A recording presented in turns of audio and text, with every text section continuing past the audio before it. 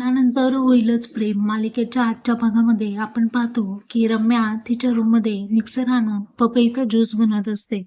या विजयनेच तिला चोरून खालची पपई आणून दिलेली असते. तर काव्य आणि नंदिनी या दोघींसाठी हे पपईचा ज्यूस बनवत असतात. आणि कोणाला खाली मिक्सरचा आवाज जाऊ नये म्हणून विजयने मोठमोठ्याने गाणे लावलेले असतात. आता ज्यूस बनवून झाल्यानंतर रम्या स्टीलच्या बॉटलमध्ये भरून किचनमध्ये जाते. त्यावेळेस तिला मानिनी पाहते, परंतु मानिनीच्या त्यावेळी लक्षात येत नाही. आता तो ज्यूस व्यवस्थित कैरीचं पण बनवलेलं असतं त्यामध्ये मिक्स करून ती येते. आणि जेव्हा नंदिनी आणि काव्या या दोघीही हॉस्पिटलमधून येतात तेव्हा नंदिनी काव्यासाठी तो पपईचा ज्यूस पण समजून घेते. आणि काव्या तिच्या रूममध्ये AC ऑन करून तिथे थांबलेली असते. इतक्यात नंदिनीला त्यामध्ये पपईच्या बिया दिसतात. धावत पळत नंदिनी तिथे येते आणि तो ज्यूस पिण्यापासून वाचवते.